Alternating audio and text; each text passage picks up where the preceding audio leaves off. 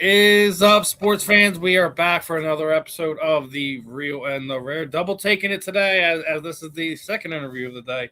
But not a drop off in content and that sort of way. We just had Britton Hart on here. Now we're heading over to the men's division in BKFC, and we're going to be talking to BKFC Bantamweight Title challenger Nathan the Mayhem Maness. Man, how are we feeling today, my friend? Everything's good, man. I can't complain. That's all. Hey, listen, as long as you're feeling better. When you canceled last week, I was sitting there in my head. I'm like, well, I'd be thinking it like this. At least I'm getting sick now Oh instead yeah, of like fight week or it's something that like that. Like, that listen, first week of cutting weight, man. It gets you sometimes. and listen, the cutting weight that's a whole nother job in itself. That I don't think the viewing public ever gives the athlete credit for that, especially the combat sports athletes. You're the most unprofessional fighter in the world when you miss weight. But no one ever Mhm. talks like through the nuances of everything that goes through it because it's not the easiest freaking thing to do in the world, Yeah, especially because there's so many different variables between men and women, all that other stuff. That there's no exact science to it. yeah. Um, That's the hard part, man. The fight's the reward for all that stuff. That's the real problem. yeah, you ain't lying there. That is the reward because then you actually get to punch somebody in the face. Right, right. Depending on which part of the discipline that we're looking at. Are we doing bare knuckle? Are we doing MMA? Are we doing boxing? Yeah, Because combat sports has changed so much over the past 5 years. I'd have to say it's something I asked Britt. And I'll ask you is what is the one thing that surprises you that has changed in combat sports over the past 5 years? Is the fact that we're basically all streaming and pay per view is dead. Someone told you that when you were first getting into MMA, how big everyone talked about pay per view buys and stuff like that. That we'd be talking in 2026 as pay per view model is dead. There's no such thing of it anymore. Would that have been a surprise to you?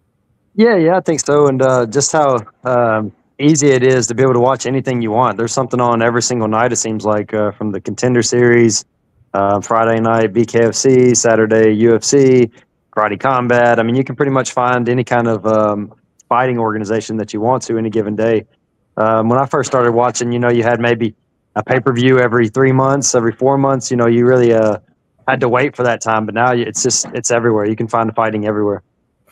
I remember that when I first started getting into combat sports, that you would wait like a month and a half, 2 months for the numbered cards, right? Yeah, For right. the cards, and it was like wait, waiting for a big date coming up, and you didn't even know what to expect, right? Yeah, right. And now it's sometimes you get multiple numbered events a month. Sometimes you get three, even four of them in a 2 month time frame. It's weird how what used to be kind of like the go to thing is it's not anymore. Like the Yeah, whole landscape has changed, yeah, and yeah. That's true. sometimes change is good. Obviously, right? As we get older, change is good in some aspects, but I think the sport itself changed, and some of these promoters or whatever haven't. Because again, was speaking with this a bit with Britain, but tell me what Ronda said in her anti UFC campaign that's wrong right now. Yeah, I'm trying Like to think she back. may be brash, she may be annoying as hell to deal with on so many different levels. You like her, you loathe her, but what has she said outside of the beefing with her and Kayla Harrison that happened recently? Tell me what she has said where that she's been wrong. She hasn't been, unfortunately. Yeah, yeah. No, I agree. It's just more about the money, popularity, things like that, than it is about the competition these days. I don't love it, but I understand. The businesses got to make money, and that's kind of something that's changed too since I guess the Conor McGregor era, Ronda Rousey, some of those big high profile names. It become a lot more about views and money, and a little bit less about the competition aspect. Yeah, I mean, look, I get it. like I said, to a point, like you do get it, Yeah. but it can't always be about the money. It can't. Right. Right. Like, and I'll say it like this, and I've been sitting there saying it for the past handful of years. You're already with the promotion, so I'm sure it's no sweat off your back. But I mean, I think in reality, when we're looking at popularity, growth, and everything like that, the BKFC is doing what the UFC used to do in that area on a yearly basis. Yeah. I can't name a time in the last 3 years where I felt that the UFC as a whole has out promoted or anything like that. What Dave, Nate, and all the guys at BKFC has done. Yeah, yeah, I agree. And I'm hearing more and more, about how Dana White isn't as interested as he used to be, and not really getting the fighters and not really growing superstars anymore the way that they were. It seems like they just That's kind of on get like them. That's a new, absolutely on them. yeah, they get a new roster of contender series guys, let them fight 3 or 4 times, cut them, bring in the next wave, so they're not having to spend that money on those second, third contracts.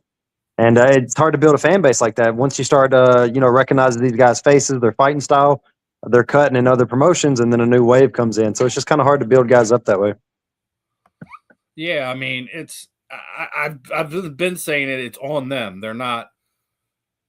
I was just assuming, like, I guess from the way I was looking at it, just the Ultimate Fighter isn't popping out, 5, 6 fighters per season that you were generally invested in, and you wanted to see them compete and fight and grown properly. Yeah. But I don't even think that's the case anymore. I just think that whatever is making dollars, making sense for them, and then that's how they're going to go about it. And like I said, you could say what you want about Ronda, but she's not wrong. And Yeah. I guess as we were talking weight cut when we first came in, we had a comment in from one of the chats that ONE FC is probably the best at taking care of their athletes as far as cutting weight. Yeah. You don't hear about fights falling off a lot last minute and stuff like that. And that's a lot of time.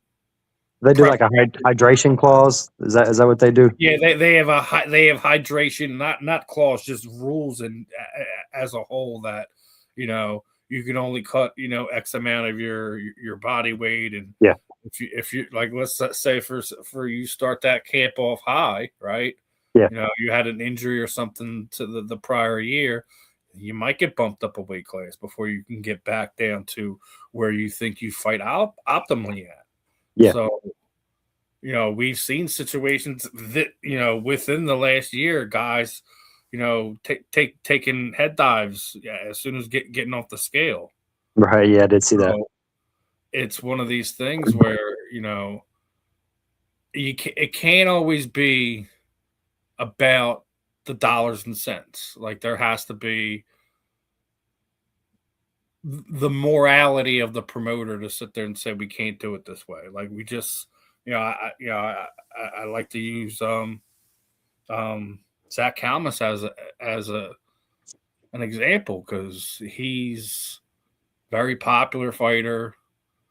He's going on a rough losing streak. Mm-hmm. Immediately picked up by another promoter, fought again, and just it's still the same performance from him. Yeah. Sometimes blood money ain't all good money, man. Right.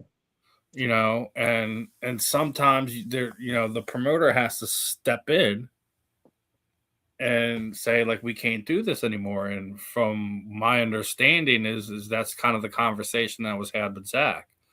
Yeah. His age, number of losses in a row, that that BKFC was just done with trying to promote him, kind of like get a couple wins and come back and talk to us type of situation. He goes and signs, like, almost felt like in like the same day, goes and signs with BKB. Yeah. Not telling him that he shouldn't take a paycheck, but if you see a promoter basically dump him for an excessive losing streak, and just the overall behavior could to some may seem odd. Yeah. And we talk about mental health awareness and CTE in sports and stuff like that. It's prevalent in pro football for obvious reasons, but for whatever reason, combat sports, it's just like, it's like taboo. We don't talk about it. Yeah. And I guess that's maybe because it's still a little young, maybe. the famous quote, "You don't play fighting." Yeah. After you take so many, man, there might not be no coming back from it. But it's also at the same. It's hard to tell somebody, "Hey, you can't provide for your Yeah, family," that's but you why do. I think it's because no one wants to have that conversation with whatever male or female fighter it happens to be. Yeah. Because pride, ego, all that stuff plays into it. Like, who are you to tell me that I can't do this anymore? This Yeah. is what I do. This is what I love. And you have to have people who genuinely care about that person to be Right. able to deliver that message of that type of conversation to somebody. Yeah. Yeah. I No, don't I know agree with that. if Zach's at that point or not. He's just going through a rough patch or whatever. I'm not close to him. I Right. don't know somebody that's that close to him. I know guys that have worked with him and seen how he goes about some things and things. Some of the things are behavior changes over a long period of time, and those are the things you do have to look for when we're Right. talking about our sport. But I don't think it should be so taboo that it just never gets brought up and you can't have a conversation about it. Yeah. I mean, I think most back fans to know what a lot of you athletes sign up for Yeah. when it comes to this. It's the same kind of thing that most football players, they know there's a possibility that this could happen from what I'm going to be doing on a regular basis. So Right. And I'm kind of reminded of the Rogan, Brendan Schaub, just sitting down your buddy and letting him know, hey, you're taking a lot of shots. Maybe you're not built for this or that. And as a new gym owner, I've been running my gym now for about a year and a half. Those are some conversations that I might have to have with some guys at some point. So I really think it just has to come from a loving place. And if they know that you're genuinely how you feel about them and that you care about them and their well-being, hopefully it gets taken a little bit better than just, somebody just kind of speaking out of turn. yeah. I mean, like if I'm sitting there trying to have a conversation with someone, you should definitely take it with a grain of salt because I don't know you. But like you were just sitting there saying, if you're head coach, head trainer, whatever, and you're starting to see things that aren't adding up, somebody needs to sit him or her down and have a conversation and be like, we need to find another avenue because this is going to work for you long term. It's going to be a detriment to yourself long term. Yeah, and I think that falls on the family, friends, training partners, coaches a lot more than it does the You do promoters. it like that person is like nomad or something like that, and just they don't have that support system around them to protect them from that type of stuff. Yeah, and that's why I say like these conversations can't be behind closed doors. Sometimes it sucks, especially if you're high level athlete. Yeah, then you're gonna have people all over social media, whatever, having these conversations that maybe should be private, but sometimes you can't do it that way because that's the only way it's going to sink in that it's a real conversation. No one's saying it out of a mean, hurtful, this, whatever place it came from. Like you were sitting there saying that it comes from a place of love. More times that gets listened to than turned away. So yeah, I agree with that. So, and then he's back to the weight cutting thing that Alex Pereira. He's not the only one to do that. He's just the only one that's been on recorded like in recent times that done that. I did when before PFL became that when they were World Series of Fighting, there was a guy that fought for welterweight, Steve Carl. Mm-hmm. And he told me how he literally cut 25 pounds the night before the fight. Yeah. Like not over a week period of time. Yeah. The night before weigh-ins. That sounds miserable. It has to be. Yeah, I don't want any part of that. like look, we are very temperamental machines, and we don't get our sustenance, man. It's a rough time to be around us. Oh yeah. All the wives know that. Husbands, be around us, then you're also going to have multiple other people that are also going to have to be around you too to deal with your snarky responses and all that. Yeah, I get that, man. And here's one that I always touch on. That is a great question from the chat. thoughts on hard sparring versus, partner touch sparring for technique. It's one of the things that I think is the only thing you can do to kind of try to reduce or lower the chances of getting knocked out in between training, things of that nature, is to have that I think hard sparring, there's a place for it. Yeah. But I don't think that during a camp that you should be doing any type of hard sparring or anything like that, just because, I mean, how many times some of these guys too tough for their own good get stopped or dropped during a training session. They got to fight 2 weeks away. Yeah, yeah. Without a doubt, just had a flash knockout, whatever you want to call it. Right. To the point. Yeah. I agree, man. We spar 3 or 4 days a week in our gym, but most of that is light technical sparring. We will ramp it up a little bit when we have fights coming up. But I mean, most of that stuff you can get done on the heavy bag and mitts. There's definitely other options other than just banging your head against each other. I'm not really big on sparring hard multiple times a week, maybe not even once a week, especially if you have nothing coming up.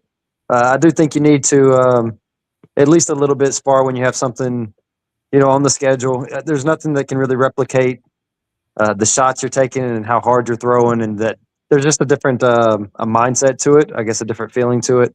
And by no means am I saying spar hard all the time. I just think everything has its right place to be, and you just got to be smart with it. I agree. Like it's a hard one to kind of, because there's a place for it. Let's be honest about that. Yeah. But the con of it is, like you said, like there should be no times that's done more than once a week. Yeah, for sure. And a lot of times, like, that's how you could tell which gyms aren't 100% well ran, well coached, is when you see stuff of that nature. Yeah. But I think, like, as he was talking, like touch sparring and stuff like that for technique, and like that you could do, multiple times a week, multiple times a day, because you're not taking any impact. Yeah, for sure. That comes down to your sparring partners too. Knowing who to go with. You can't be comfortable, especially if you have something coming up. You can't be comfortable with everyone that comes into the gym. Some guys know your name; they're just looking to clip you. And I dropped this guy; he's in the UFC, or I dropped this guy; he's in BKFC. You got to have those, 5 or 6 guys that are real close to you, that know what you have coming up, and they're looking out for your well-being, while also letting you get in your work.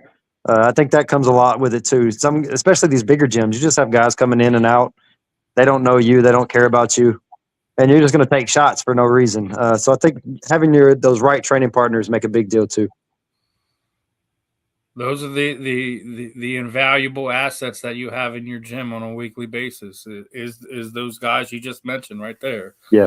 The guys that help you get through those rounds, that they give you the work you need to know, like, to not throw the big shot at the guy that's about to have a big fight, because that's how you end a big fight. Yeah. And some guys will rock you, and then they go and try to set you down. If anybody gets rocked in our gym, it's time to pull back. You know what I mean? You're not trying to. You don't win no fans in the gym. You don't win no money in the gym. All you do is take losses. Your chin deteriorates, all that good stuff. You're not trying to win training. What's that gym credit? There's no such thing. That's the worst part about it. They're chasing something that doesn't exist. There's no such gym credit. You're either a good fighter or you're not a good fighter. That's right. That's it. That's it. I guess he was looking at. I guess he's trying to save the knees. I don't blame you there. As you get older, they like to crack and pop every time you go up and down. So. Oh yeah, I'm there.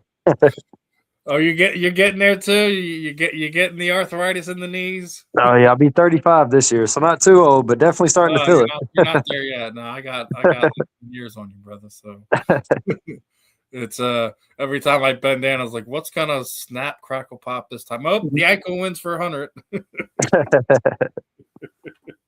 That's what the worst on me than anything. It's my ankles for whatever reason. Yeah. I'll take that over major knee surgeries any day of the week. Oh yeah, knees, back, neck. Those are the hard ones for sure.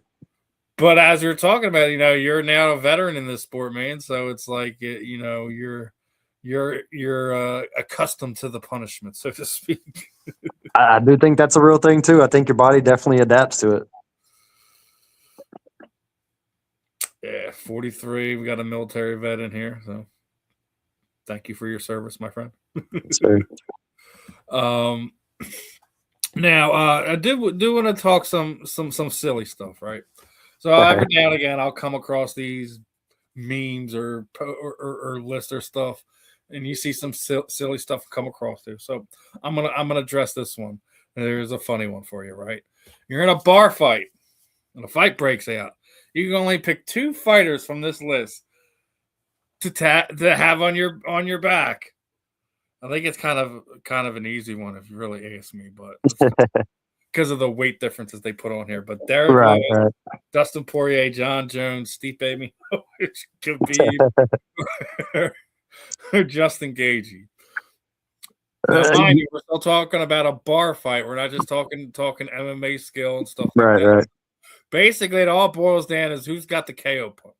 Yeah. I'm going to take Derek Lewis and John Jones for sure. Yeah, that's where I'm feeling too. If someone, whoever was putting that together, put a couple other guys that are, got some fire in their hands and granite chins. Yeah. But yeah, I think we all agree. All agree. Oh, yeah. Derek and John for sure. It's not even a question. Yep. So I think that was my fun one. Now we're gonna have a crazy one, right? All right. I came across this one. You're being a gym owner is another reason why I brought this up. So you've heard people have crazy requests, especially when we're in the combat sports world, right? So former heavyweight champion Misha Terrell had a strange request, right? Yeah. Someone had asked about some type of fantasy with him and his girlfriend in the gym. He shot it down. So literally, you see, like he took a screenshot of what this guy was sitting there saying, random request, but as a couple of a fantasy, she has like a gym warehouse environment. Right. And, he wanted to find someone to talk to about it. So he can't make this happen. Yeah. So, first off, I don't think Mr. Terrell is the only fighter that has come across these strange requests that some of the general public have when it comes to gyms. Yeah. The warehouse thing, I don't know what your girl's into, bro, but might need to have a conversation with her. But that was his experience. Have you ever had some general persons have a strange request on that line, like, hey, listen, I need your gym for like 2 hours today? You think you could make that happen? Nothing too crazy with the gym. Maybe like some photo shoots or graduation pics, maybe some stuff like that for the gym. For me personally, as a fighter, I've had some pretty crazy requests personally. You don't have to drop stories unless you don't want to, my friend. I've had people ask for like used cup. For me personally, by some other men. I've been offered quite. This is a female, right? No, not usually. I've been offered quite a bit of money. Oh my God. Yeah, it gets pretty wild, especially when I was in the UFC. So you sold it to him, right? You said you were offered a good amount of money, so you sold it to him, right? I wasn't sure what he was going to do with it, and I just can't sleep at night with that. I think I'll keep it to myself. Oh man. But there's definitely some strange people out there, man. Listen, we all got quirks, man. I get it. But man, it's the confidence to ask for it. That's for me. It's the confidence to go and ask somebody like some craziness nonsense like that. Yeah. But the cup thing, that's a new one. I swear to God, I've never heard that one before. Yeah. If I've ever heard it, was just from some female. It was just right. Maybe she likes sweat. I don't know. I'm not gonna knock her game if that's what you like, lady. Right. Yeah, I get it. I don't think I blame you for not wanting to entertain it because again, like you were saying, I don't know what he's going to do with that. Yeah. I'd rather just keep my stuff. I think I don't. I don't know. And that's another thing too. Like we see this now, like when the fighters retire, we just seen Brock almost like strip down the his wrestling Yeah, retirement. Basically strips down to his feet and jean shorts, and that was it, man. Like we yeah, see this, when fighters retire, it's the taking off the wraps, dropping the gloves, whatever. yeah. How do you think that plays out in bare knuckle? Because guys don't got a whole lot of wraps there. Hopefully, it's not the shorts and cup. Well, no, because we seen Brady just do it at the last Knuckle Mania. Yeah. Obviously, it was mid post fight interview, and that was just like he'd already knew in his head that this was his last dance. Yeah. Way to go out, but yeah, I don't think we're gonna see a whole lot of that in bare knuckle unless you like. What do they have for on the concession? Those foam fists. Right. Yeah, maybe G will have some scissors, cut the wraps off, maybe drop a mouthpiece. I don't know. I'm sure guys will figure out something soon. We're gonna have to give bare knuckle their own unique way because MMA. Yeah. There you go. Can't do that in boxing either. If you think about it, commission's got to look at the gloves first. Right. That's true. So can't do it there. Well, I mean, boxers can do their shoes. You won't need them after that. Yeah. I mean, I guess we could do the same, I guess. I didn't think about the shoes. Yeah, but that's also, we just seen, what was it? The 18-year-old kid at Dirty Boxing, he was seriously like wearing Converse. I missed that. I have to go back and check it out. Yeah. 18-year-old kid, he looks like longer than Manute Bowl. I'm like, are we sure he's in the right sport? I mean, he looked pretty good. Yeah. There's one for you. His son is 14, 5'9", 190. Joining the gym tomorrow. Told him for 2 years before competition. Thoughts? I think that's fair. 2 years. Yeah, he's still pretty young. I mean, I don't think there's any reason to rush. No, there's a few reasons why you don't rush it because if he's not made for it, the gym will take care of that itself. Yeah, you won't have to. That's why, like conversations I've had with gym owners, it's like I'm not paid to run people off. Yeah, but sometimes your gym would be served better if you do. Sometimes it's not just about keeping the lights on. Yeah. Sometimes it's that first fight camp where the intensity really comes up, the weight cutting starts. You're hitting a lot more run time and miles. Not everybody wants to do all the hard work. They want to compete, but they don't really want to train to compete. Well, what we were talking about earlier, right? The prize for the sacrifice, right? Yeah. Talking about wait. It's the same thing. Yeah. You want the honor that you're received to walk out there, represent your friends, your family, your gym. Yeah. You gotta pay the price for it. And I'm really big on earning it. If you don't earn the win, you don't deserve the win. So I'm not. I think that's a good window is 2 years, because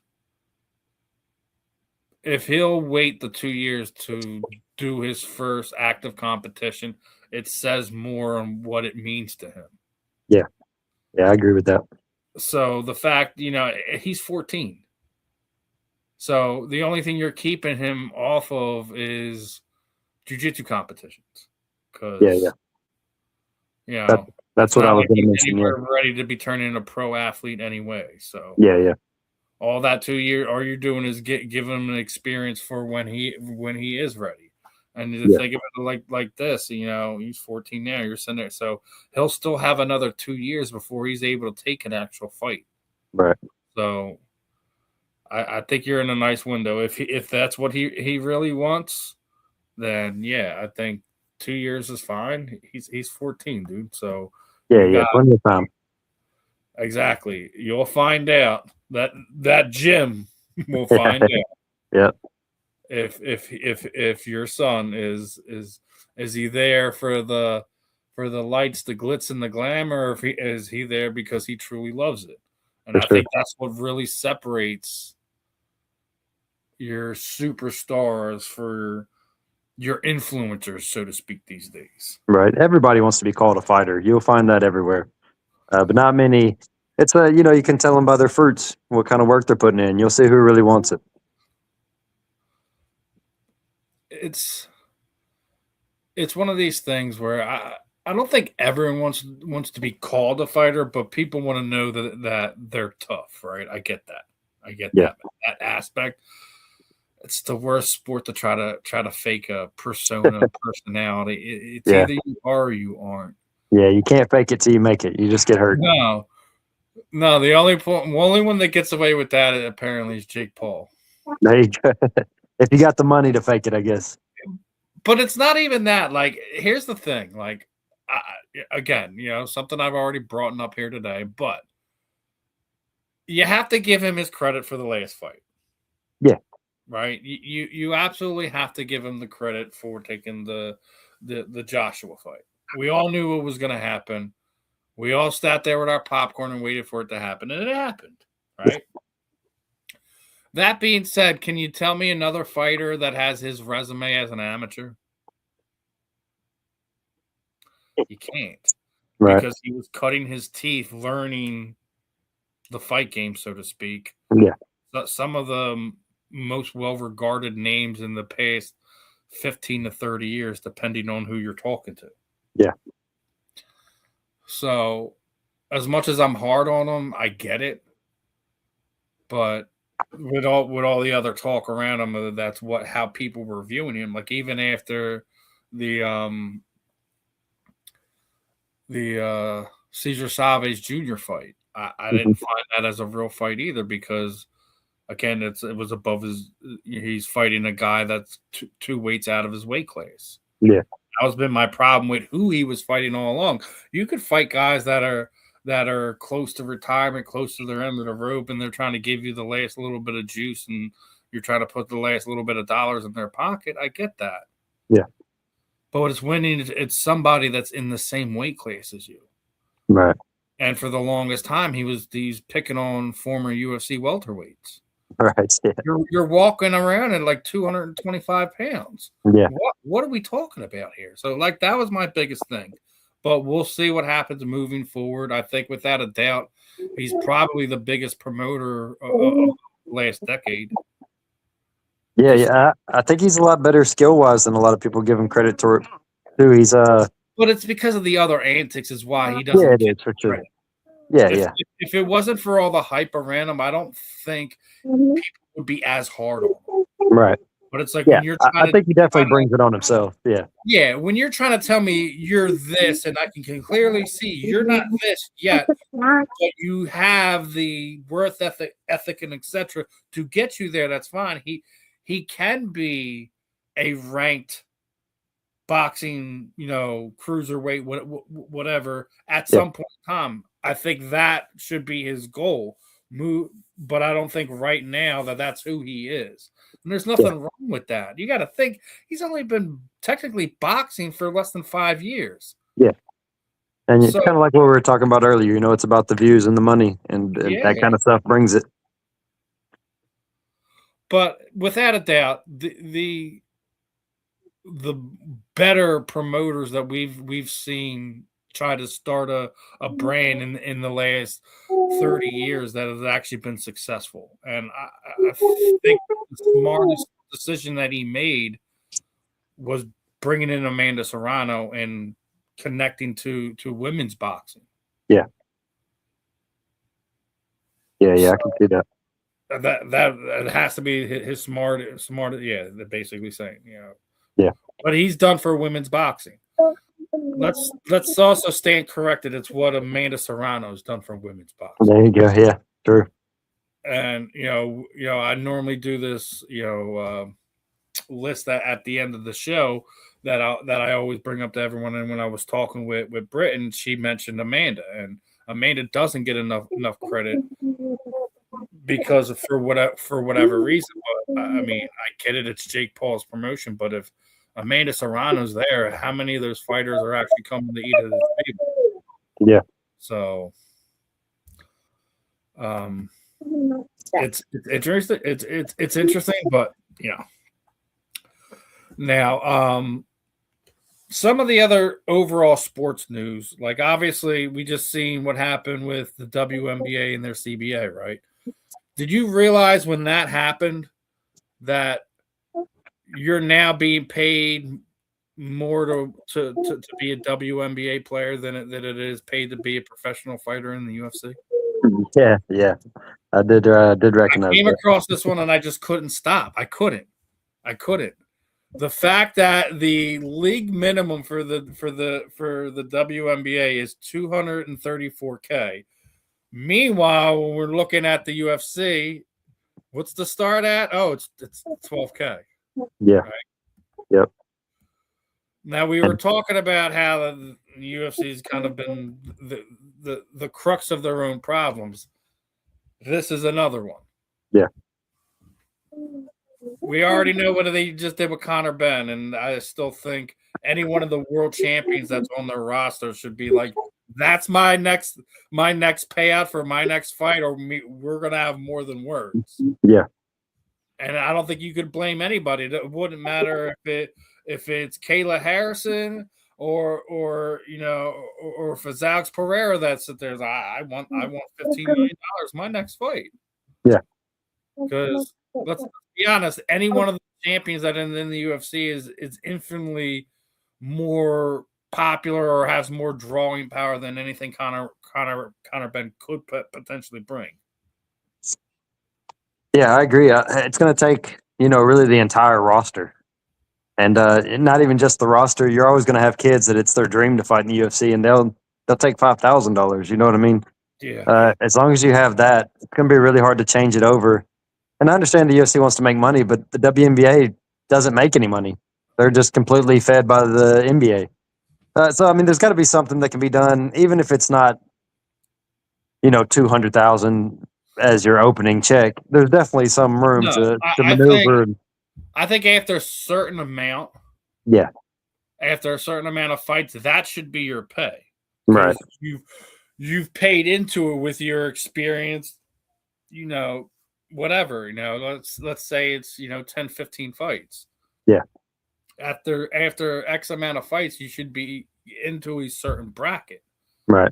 Because let's be honest, the amount of fighters that are going to be able to get to that point is going to be few and far between, and they're only going to be the superstars as it is anyways. Right. The ones that are going to be able to give you 10, 15, 20 fights. Yeah. In that promotion, not in their entire career, in that promotion. Right. That makes sense. If it's during their prime or not, like it's, Ronda Rousey shouldn't be running around to start having an MVP MMA card where all their fighters are getting at least $40K. Yeah. UFC should have done that a long time ago. I wonder what if there was, let's say, 10 fights. I wonder how many guys would lose their job at 9 just because of that. Do you have any thoughts on that? Would I sacrifice having more guys on the roster for financial stability for the ones that are already there? It would suck for the 2 guys that would have to lose their spot because you'd not only lose a fight, you'd lose two fighters off of that. Yeah. I can't say because I'm not in there, but as a fan, knowing how much you guys don't get paid, yeah, I think a lot of fighters would already said, yeah, let's take a less bloated roster so we can all be financially more stable. I don't have to work 2 jobs. I don't have to do this. I don't have to do that. Yeah, I agree. I do think the roster is pretty big right now. I think they would do well to make some cuts and really focus on, building those superstars like we were talking about. But not just building them because they don't do what used to be is like they used to have the embedded shows and used to do all this other give you multiple things to be invested into these fights, and it just doesn't happen anymore. Yeah. It doesn't. And then now we're talking about thinning the roster out, and then it gets thrown over to your side of the pond because Darren Till's making his debut here, right? Yeah, yep, I've seen that. Yep. And his comments, I'm not sure when it was, but it was within this last week. It's just, it sounds like Luke Rockhold 2.0 all over again. So his comments was, yeah, I did read that. Bare knuckle happened because I couldn't turn down the offer. It was irrefusable as it was going to be. Get in, get the belt, and get out. Those are his words. Right. Unless they offer me extreme amounts of more money, can't be doing 10 fights in this bare knuckle. You'd be walking around with half your face hanging off. Darren, really? Because we've got guys on the roster that have more than 10 plus fights, and their faces look perfectly fine to me. Oh yeah, I've taken more damage in the UFC so far. Knock on wood. But I don't know if they are paying you so much, why you'd want to come out and make those kind of statements about the promotion that you're trying to get your wins in and give something back. It just doesn't seem like a good look to me. I think this is one of those cases where you're chasing a name that was attached to the UFC. Yeah. But the other side of that is the reason why, in my opinion, I could be dead wrong. I have no sources on this. Why you see Alexio Sakara get a title fight after 2 fights because of the market they were about to go into. They were about to go in Italy. Smart business move to go bring in Alexio Sakara and fight for the title. Yeah. Now they're in the process of condensing, UK titles and stateside titles and all that. Mm-hmm. And you're about to do another show in the UK. Well, signing Darren Till seems like a smart way to get yourself a solid gate for that event, if not a sellout. Yeah. I think you're seeing B-sided fighters get treated as stars in the BKFC because they're trying to do something that UFC's already done 10 years ago. Right? That's grow their brand internationally, which I think they're doing fine on their own. I think they could have did away with having them fight for the title. Yeah. Thank God I don't think we're going to see Darren Till hopefully not fight for a title within the first calendar year of it. But sometimes it makes sense. Like when we had Andre Arlovsky fight Ben Rothwell, it made sense. Yeah. It wasn't just put off to do it. I didn't like Alexio Sakara being able to fight for it. Then you immediately interim his belt. Right. Right. So I get we're still in the middle of a brand of a sport that's still growing. Yeah. So we can nitpick at things and want to see better for it, but that's also because we want to see the sport as a whole succeed. So happy about the growth that we're seeing. Hopefully it's worth everything that they're putting into it because let's be fair, Darren Till, Alexio Sakara, they're not going to be names that are going to be long term. Darren just said it. Right? He said it. And when you see guys like that, they're only there for a paycheck. Yeah. It's a matter of time before you expose everything else. Yeah, I agree. I already felt that Darren was a middle tier MMA fighter. Then he was even lower tiered boxer. Now you're bringing him over to bare knuckle boxing. Yeah. Smells like Luke Rockhold all over again. Yeah, for sure. I could be wrong. I don't know if Darren's really got that dog in him like that. Yeah, it'll definitely show. Fighter to be a bare knuckle fighter. Let's be honest. Yeah, it's different. Being a star in MMA, being a star in boxing, it's a totally different mindset to being a star in bare knuckle. Just because you're going to get busted up at some point, Don. Yeah, I mean, I've said it a few times. I look at it a lot more as a skilled tough man competition. It's going to show your heart and it's going to show your chin. Not everybody wants to get sliced Oh, and diced and break your hands and all that good stuff. I don't think anyone has forgotten about that, my friend. Perry knocking. Oh yeah. Yeah. Hmm. That's what put Mike Perry on the map. Yeah. Let's be honest with you. It's not his time in the UFC, which I thought he was always getting in there when the guys wanted to put him on the mat. Yeah. And I just thought they weren't familiar fighting. And man, the lunatic librarian is just on point with everything. So yeah, was about to ask about this, so I'm going to put it up there. Your fight's coming up, right? Yes, sir. But that's exactly what they want to hear about in the chat. They want to know, how's the camp going so far for this big one? Because you're going in there against a boxer. Yeah, like you were just saying, this isn't boxing. This is a lot more fist fighting, and I feel like I'm one of the best to fist fight. I'm sure Jamel will have some tricks, some boxing tricks, some different stuff, but I think I'm going to prove that. I'm going to bring some different stuff too with my UFC and grappling experience and being able to grab a hold of him, make it ugly, dirty box. And also, I mean, I'm not really worried about, like we're talking about, the broken bones, the swollen hands, cuts, blood. That stuff doesn't really bother me. That's just kind of always been my mindset. Not to sound like a tough guy or anything like that, but I just like that feeling of being in a war and trying to come out on top. And maybe he feels the same way. We won't know till we get in there and see what it's about. But I respect his resume. I respect him as a person, as a fighter, and I just got to go and beat him. That's it. That is it, man. It's not a whole lot of technical talking crazy, anything like that. It's just you're gonna get put in there, going against a guy who, for all intents and purposes, is probably more skilled on the feet, so to speak. But this isn't like, it's not boxing, and we've already seen boxers, world champion boxers, whatever, get beaten out of BKFC rings. Yeah. It'd be one thing if I'm going to stand in front of him and us just trade jabs with each other. I'd have no doubt that he would probably decision me for sure.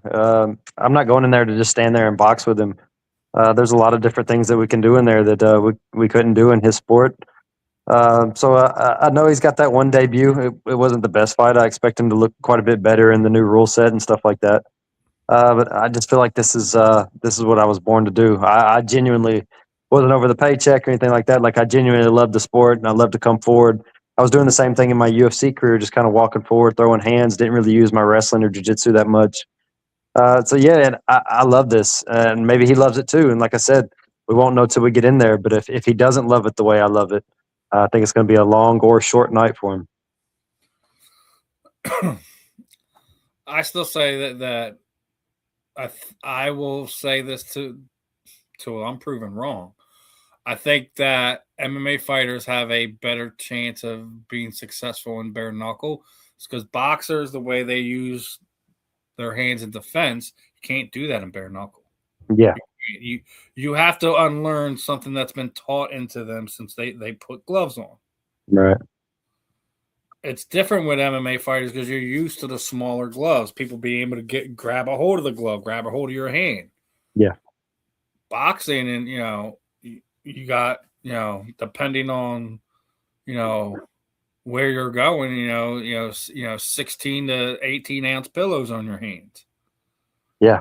It's easy to throw your glove up and block a shot that way. When you're now in bare knuckle, you don't have anything there. That's exactly what I was going to say. You can't just put your hands up and shell up. That doesn't work anymore. There's always going to be a hole. Someone's going to find it. Yeah. Oh, I got another serious one for you from the librarian. He said your opponent has an issue with combinations, head to the body. You think hand speed can get past his jab and defenses? Yeah, I think so. If I didn't, I should probably do something to get out of this. Yeah. I mean, I believe so. I don't feel like I'm slow by any means. And like I said, I don't necessarily have to trade hand speed with him. I can just kind of walk forward, bury my chin, get into the pocket, grab a hold of his head, grab his hands, throw him around. be real physical, be in the pocket. So I mean, yeah, there's a bunch of different options for me. And like I said, yeah, I don't think that I'm slow. I definitely think that I can get in and do what I need to do. Now, you're fighting for the Bantamweight title. How important is not just the fight against, against a top talented opponent, but going in there and actually, if you're able to do everything goes your way on May 22nd, you're going to be a world champion for BKFC. Now, we were just talking about the cruiserweight. I had Esteban Rodriguez on, and he said his first thing he was going to do was, give the belt back to the people, all the kids, all the youth, all that, all that fun stuff. Yeah. If you're able to get this done, what is the first thing you'd want to do with being a champion? I don't really have too many personal outlooks on it. I'm going to hang it in the gym for all of our guys to see, our kids class to see, all that good stuff. But really, I just want to be a real champ.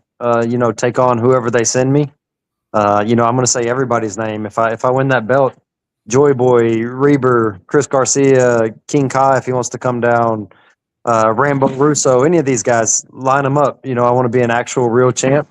And whoever they send me, I want to defend against it and really solidify myself as the guy, not somebody that picks fights. And beating Jamel isn't that big of a deal to me. It could be anybody in there. I'm really just focused on the belt, not the individuals. And I want that same respect from the company that I'm giving to them. I'm completely focused on them. I love the sport. I do my best to advertise it. And I just want that respect back. And that's what this whole fighting thing's always been for me, about earning my respect and being who I say I am and, earning it. And so I just want to be a true champion. It's all we could hope out of all our champions. You got, everyone likes saying paper champion or this, that, and the third. Or, there's some guys who hold title belts and you don't know how they got them, let alone kept them. And, they're sometimes they're just the worst people in the world you could ever put a belt around. Yeah. Right. I agree. They get it and then they try to run with it and pick their fights and keep it for as long as they can because they don't really believe that they're the guy. I think you could pick your fights on the way going up, but once you got it, you shouldn't have a say anymore. Yeah. Yeah. The only thing you should be talking about is how many zeros after the comma. Right. The only thing you should be talking about at that point in time. Yeah. Whoever is the number one contender, or whoever your promotion promoter deems the number one contender, that's who the number one contender is, and that's who you're fighting. It shouldn't matter. Once you're a champion, you shouldn't be able to sit there and say, "Well, I'm not fighting him, but I like him. This is a good match." No. Yeah. Or they're trying to go up and win 2 belts without defending their belt at all. Like I think you should be in your division, cleaning it out. And then if you want to go for a double champ or this or that, that's cool. But stay in your division, make sure everybody knows it's your division, and then you can kind of do what you want. I completely agree with the going up and down thing. Now, if you've already had, let's just say, 3-4 title defenses, you've almost cleaned your division out, so to speak, as it is anyways. So that's why I'm definitely with you with that, because we've seen it a lot of times. The only time I'll put a caveat in there is like if there's an injury or something happened to the weight division above you or below you, and the company's coming to you to ask, like, "Hey, I need you to help me save this event." Yeah. If the company needs you, that's the only time I should see somebody who hasn't cleaned their division out. Yeah, or if the company says, there's no clear number one contender, we want to keep you active. Here's something to do. Whatever the company wants goes. I'm all for that. Just not trying to hide from your own contenders. There isn't an age cutoff, but they are mindful of how old they go, my friend. I'll just say it like that. Don't stop believing, my friend. But yeah, I'm so worn out on the whole double champ thing. Like, unless you're active and fighting in both of those weight classes at the same time, outside of sitting there saying for a period of 4 months I was a double champion. Like, Right. Yeah, no, I agree. oh man, it's just who shouldn't fight anymore? What are we talking about now, crazy clown? By the way they move. Okay. I think it's a lot more than that, but I get you. I get you. That was a segment we'd already touched on earlier. Age. Yeah. Okay. Gotcha. You gave me that in like 3 parts. The crazy clown. I didn't know where you were going with that one. 2 more, and then we'll wrap this one up. The 250th anniversary of the United States looks like it's going to be a crazy one. Obviously, we got BKFC will be here in Philadelphia July 3rd. You got the White House card that's coming. Whether you like it, you love it, you're indifferent about it. Yeah. It should be an event as well. We're 3 weeks away from the Netflix card with Rousey and Carano coming out of retirement. Yeah. Which event are you more excited about?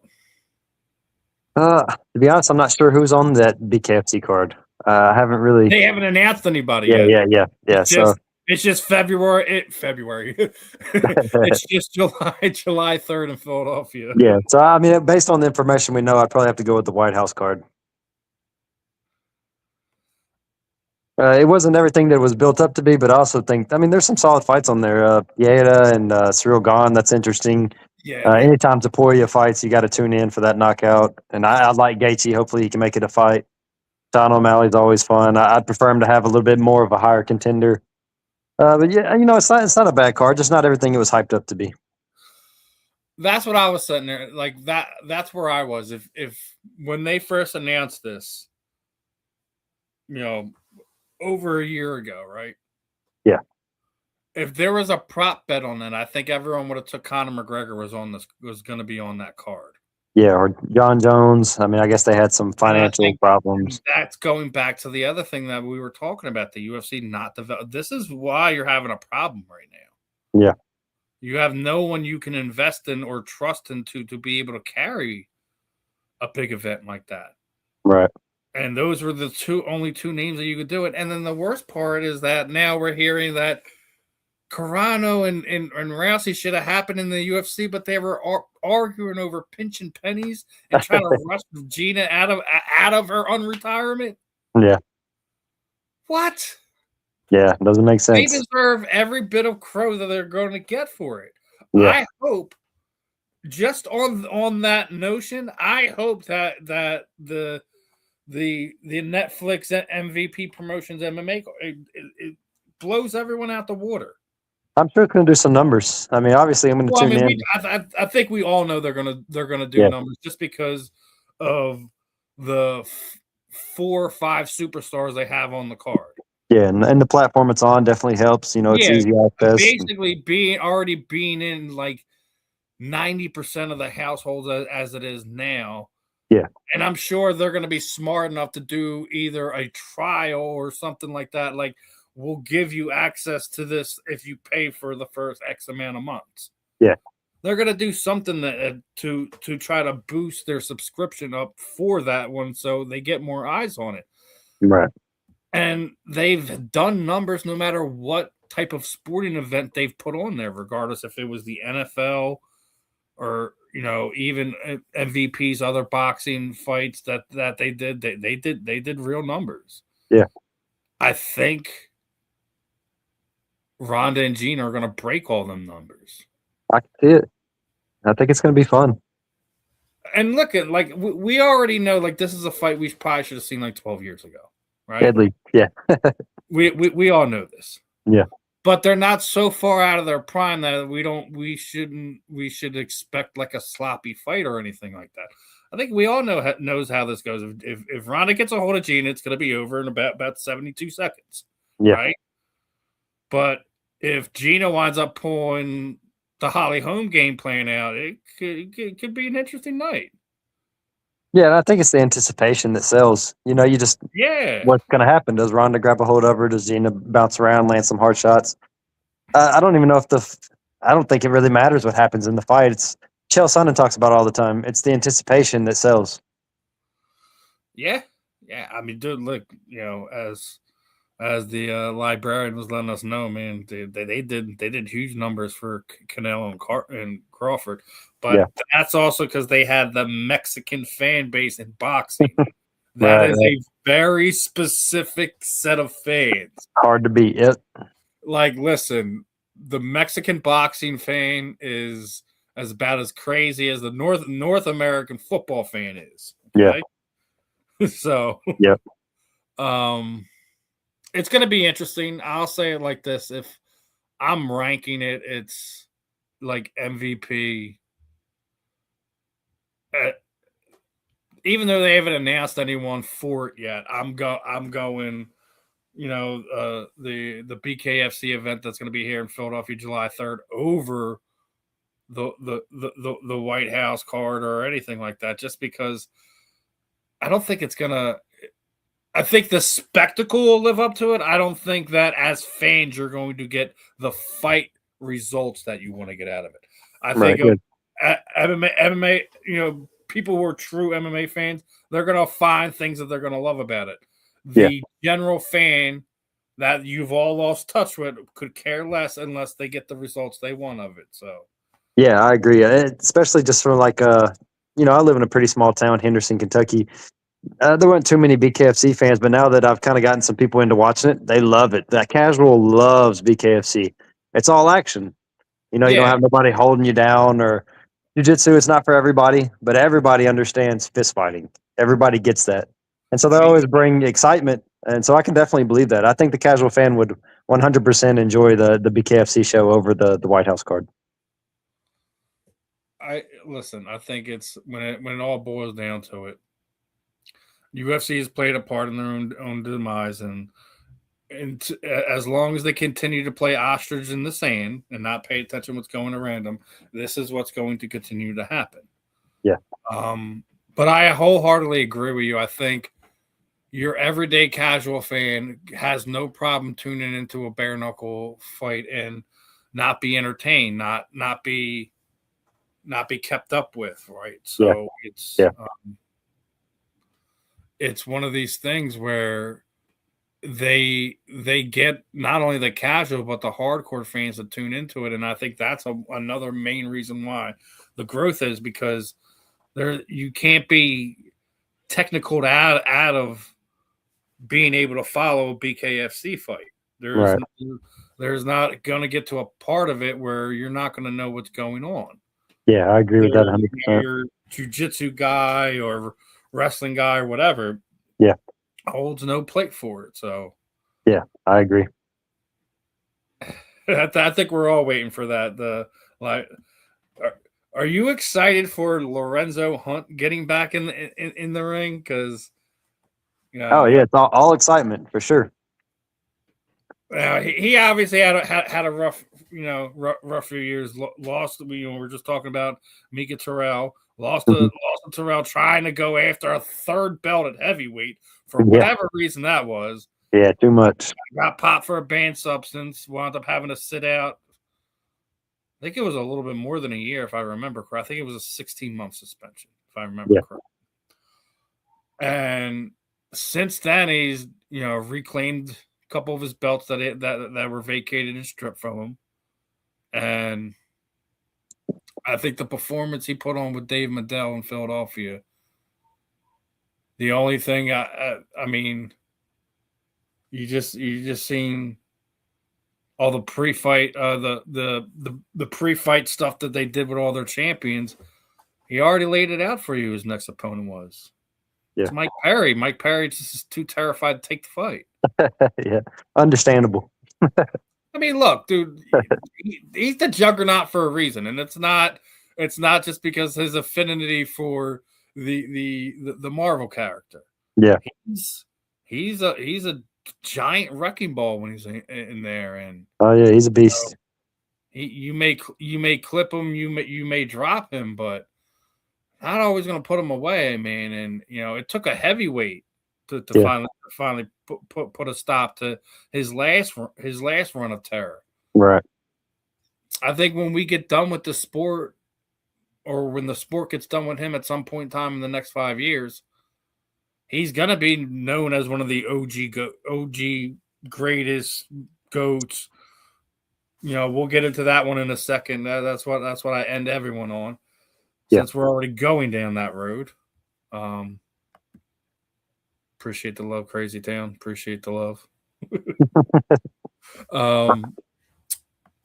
We hear about it in all sports. This guy's the GOAT. He's the greatest of all time. He's this, he's that. Let's be honest. It is impossible to make that claim in combat sports. Want to know why? Because you have different eras. Yeah. Especially when we're talking about boxing, right? Yeah. Then you have men classes and then women's classes. Then you got the 6 or 7 or more weight classes that you have in between all of that. BKFC absolutely is in its infancy. Actually, I think they're not in their infancy anymore. They're in toddlerhood. They're past it. Right. We've already gone through the infancy phase with BKFC. We're actually in toddlerhood, terrible twos, however you want to refer to it. They are no longer in their infancy. But there is no way to sit there and say there's one fighter that is the greatest of all time, especially because bare knuckle, MMA, boxing, whatever. There's just so many different disciplines. We'd be sitting here all day trying to get to the bottom of it. Yeah. So I always say the only way that it could do it in any way that seems fair is Mount Rushmore. Now, if you add your Mount Rushmore of combat sports athletes, doesn't matter if it's MMA, boxing, bare knuckle, whatever, you're making Nate's own Mount Rushmore. Who's on your Mount Rushmore of greatest combat sports athletes? Oh man, I'm trying to rack my brain through years and years ago. I'm obviously an MMA guy, so I may be a little biased on a lot of it. I think it's hard to leave Muhammad Ali out there, so I think you got to go with Ali. Changed so much just for the combat sports in general. Yeah. Like it doesn't matter that he hasn't had a fight in almost 40 years. That's great. He hasn't had and he still is well renowned, talked, beloved, hated, whatever. Yeah. Muhammad Ali should be on everyone's, if not on your actual honorable mention, because that's how much he meant to combat sports on and off. Yeah. Try to get my boxers in there. I'd probably go with Floyd Mayweather. More just because he was it was kind of in my timeline. Me growing up watching him, he was one of the bigger boxers that I ever really paid attention to and watched. I guess you got to put Ronda Rousey on there for what she's done for women's MMA. And then I'll go with actually who I think is the best fighter ever, and I think that's John Jones. Yeah, we got one from the chat, obviously. Sugar Ray Robinson, Anderson Silva, Marvelous Marlon Haggard, Chuck Norris. It's the first time I've seen Chuck on one of these, and I'm not going to take him off there. Yeah. Fair enough. Because people who don't know is that Chuck Norris had a very lengthy, karate championship background. Yeah. He actually founded one of the initial iterations of kickboxing championships. Right. People also tend to forget that, so I won't take Chuck Norris off there. I don't care. People refer to him more as an actor than anything. Well, if you only remember as an actor, then you're only there for part of the story. So right. It is the hardest one to do. Just because, like I said, it's men, women, impact, all that.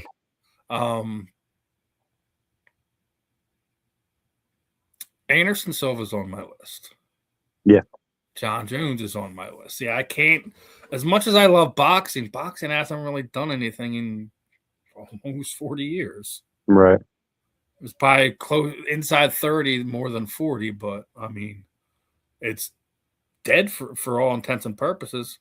Can you name me more than 3 fighters in a given or 5 fighters in a given weight class? It's like Right. anyone. Yeah, I don't it's think tough. anyone can, and even people, unless you're a diehard that watches every boxing event and follows it to that point, I don't think that it's real, and that's not a hard thing to do. You just got to the 80s, 90s, and part of the early 2000s were the last time boxing was the top tier, and Yeah. that you had guys that were the toughest in the world fighting each other. Now it's about what we were just talking about, winning a belt and then just picking your fights the rest of the way out, and you never really challenging yourself ever again. Yeah. So Ronda Rousey has to be on the list for the same reason we all been talking about. Mm-hmm. Women's combat sports wouldn't be looked at the way they are today if it wasn't for Ronda Rousey, whether you like her as a fighter, as a person, whatever. She has to be on that list, and also has to be on that list is Conor McGregor. Yeah, I could see that. And it's hard because, I would love to put Demetrius Johnson on this list, or Randy Couture, Chuck Liddell, guys like that, because they meant so much to that youth age of combat sports that you can't not mention them, but it's just so hard. Yeah. Because there's just so many different ways you can go with it. And it's one thing, it doesn't matter what your list, someone else is going to have someone and be like, you know what, I should have thought about that one too. Yeah. The lunatic's still going at it. Ernie Shavers, Ron Lytle, George Foreman, hardest hitting heavyweights. Listen, man, you ain't wrong. But see, can you name me 3 heavyweights fighting today? Right. You can't. And I think that's going back to the same problem that the UFC is running into now. You just running out of superstars. Yeah. All the guys from the Pride era are all gone and retired now. And he just hit the other nail on the head. The other hardest part about this, we're all naming guys that are, 170 pounds or better. Yeah. What about Demetrius Mighty Mouse Johnson? Yeah, no, I agree. I think there's so many. I mean, Hoist Gracie. I mean, he was the one that kind of got everything really started. And I think as we get older, and we just found out the only reason they put him in there just because he was the worst. Yeah, he was the weakest link. He was the worst out of all the family members. He was the worst. Yep. Could you imagine if we got a Rickson? Right. Yeah. No, it's a funny story. It is, and any one of us real combat sports buffs, it's a fun one. But yeah. Now I've kept you way too long than I should have, Nate, and I appreciate you're fine. The time and the talk and all that. What I do here at the end is kind of throw the proverbial microphone over to you. Anyone you would like to thank, training partners, teammates, shoot out your social media sites, let everyone know where to follow, what's going on with you, any sponsors you may have, any charities you're working with, anyone you want to give a shout out to. The time is yours, my friend. But yeah, you can find me on Twitter, Nate Maness, Instagram, Nate Mayhem 1. I do most of my stuff on Facebook. Nathan Maness, send me a friend request. I'm pretty open to accepting all those. First and foremost, I want to thank God. Always seems cliche, but there's nothing that you can really do without him. And, that means a lot to me. I want to thank my family, Cassandra, my wife, dealing with those mood swings we were talking about when you're cutting weight and all that good stuff. She's my rock. My little girl is 3 years old, really trying to win this belt and kind of show her what you can do even from a small town. And, you don't have to have the WBO title and all these big things to go and do great things. My training partners at Mayhem MMA, my gym, getting in the rounds with me, putting in the hard work. You can't do this by yourself. You can't be successful by yourself. So I need all those guys, and this win is just as much for them as it is for me. And I want to thank all my sponsors, Right Wash. Still working on a list, so I think that's about all I've secured right now, but we'll get to it. But yeah, thanks for having me on, and tune in May 22nd, the new bantamweight champion of BKFC. I'm definitely looking forward to the fight, my friend. It should definitely be another one. I mean, Bare Knuckle's been doing all kinds of crazy stuff. I got to ask you, you going on the cruise? If I'm invited, I will. Yeah, let's do it. I like cruises. No, I'm just saying, going on the cruise to enjoy the cruise, or going on the cruise to enjoy the debauchery that is eventually going to happen when you have that many fighters. Oh yeah, it's gonna be a mess. They better have some extra cells under. Yeah. They're gonna need some extra holding sessions down there in the basement. Listen, it's a fun time to be involved in combat sports. A great time to be a BKFC fighter, in my opinion, because you are probably the second biggest combat sports stars in the world. The only reason people are still tuning into the UFC is out of habit. Right. I mean, you've already talked about this. Why it was so special when it was coming up during those ages is because you had to wait a month. For a big event. Right. Now it's just about how many they can put on with the X amount of period of time, and that's why the rosters are, as bloated as they are. I think that you could probably do without at least 100 of those guys. Let them go, or girls. You have them go elsewhere. Have them go to Bare Knuckle. Have them go to other MMA promotions, or whatever the skill set is. I just think it's overkill at this point in time. Hopefully they will realize the vast mistake that they are making and fix it before it's too late. Yeah, I agree. But if you're a BKFC fan, you don't want that. Right. Listen, I always love MMA. I always loved UFC. They're infinitely tied to my combat sports growth. Yeah. I knew when I was a kid there was boxing. That was it. Right. When the UFC blew up and got on Spike TV, I was invested just like everyone else. Yeah, those are good times. But now, I mean, I'm making fun of the heavyweight division. Meanwhile, the librarians over here messing with me. He named 5 heavyweights. So definitely got to give the lunatic librarian some love there. As listen, I bravo, and also another bravo if you did that without using the top of it, because we know that's when a lot of people tend to use. But other than that, Nate, best of skill for you. May 22nd. Get that belt. Take it home to your kids. Take it home to your friends and family. Let them know that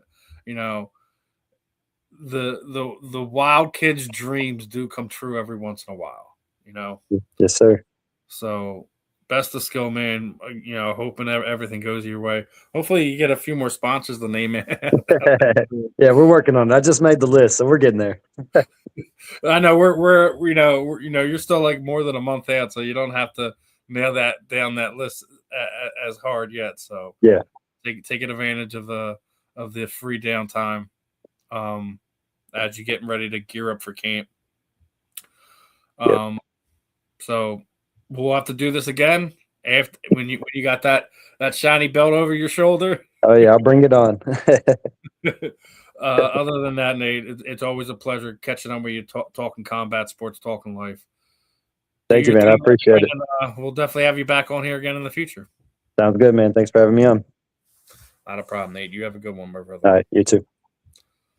All right, everyone. That was the Mayhem Bantamweight Title Challenger, Mayhem Maness, ahead of his Bantamweight title fight, May 22nd. They're on BKFC. Another fun one in the book. Appreciate the lunatic librarian for all the comments today. It does, dude. It's probably one of the few things that I think it drives you nuts now. Like, as much as it's easier to consume it now, right? But then, you know, you have this YouTube channel and that YouTube channel. Then you have to figure out which one of the fighters that you're looking at watching and fighting that card. Do I want to watch him or do I want to watch her? Do I want to switch it? I get you on that one. But that's also as good when you have multiple different devices and people who have also signed into it. So you could be signed in on that one and that one and that one and be able to watch everything you need to watch. So you can stream it on your phone, have it on your laptop, have it on your phone, and there you got three different devices being able to watch it. That's such the world of that we live in. But I definitely hear you with that. It's rough. I mean, if you remember, was it last week where BKFC had one Saturday night, but then Sunday morning they were in Australia and it was 5 a.m. and they were doing another event. So I mean, BKFC is finding their way along the lines, but there's always people to be invested on where we're not having that as much in the UFC anymore for whatever reason that is. But other than that, another fun one in the books. Appreciate everyone in the chat room. Appreciate Nate for his time. But other than that, this should put a wrap on another fun interview here on the South Florida Tribune. If you haven't already, QR codes up in the top right corner. Make sure that you're checking everything out, showing all the channels love. Myself, Scott, and the rest of the crew. See, I don't think there is an age limit. They put in safety rails, so to speak, for some of these guys. There might be an age limit that they'll look at guys unless there are special cases to have them overlook. Okay, well this guy, because what was it? Pat Brady just retired, right? He was 43, I believe. It was only in BKFC for 2 years. He was over 40 when they signed him. So I don't think you should worry about the age part of it. It's just about the skill and do you have what it takes to be in there. Everyone, well, we were just talking about with Nate. Everyone wants to be called a fighter, man. It takes a special type of person to be a BKFC athlete. Same goes for the women. There's Christina Fieri. We just had Britton Hart on today. Jessica I. We've had on it here in the past. We've had Taylor Dagner on here. It takes a special type of female and male if you want to be a bare knuckle. One amateur fight. Well, what about the tournament they're doing?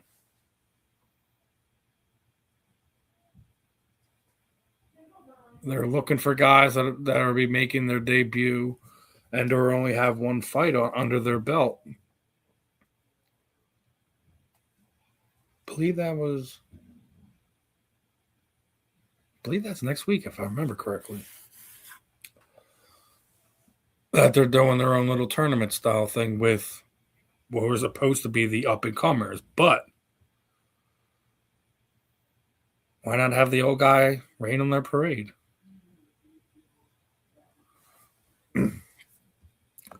Check it again. But if you're having problems in that area, reach out to Chris Lytle because he does all their developmental type stuff and the tryouts themselves. So that's probably who I would reach out to and kind of go from there. But that's what they may do is cut it off at 39 just because that's where they feel it is. But they'll always make exceptions for the good fighters. They always will. So appreciate the tuning in. you have any problems, brother, I have no problem, passing along information to help out whoever I can. So that's really what you want to do, brother. Do it. Go all in, 10 toes down, as they say, right? But another fun one in the book. Appreciate the Lunatic Librarian, Crazy Town for hopping in the chat as well. Did see a loomer from people that have been blocked running their mouth in the chat, but I'm not going to address that idiot. But catch you guys next week. There will be no Scott. I'll be running everything all by myself, so you'll at least get Monday and Wednesday. But we'll look into airing some more content throughout the week.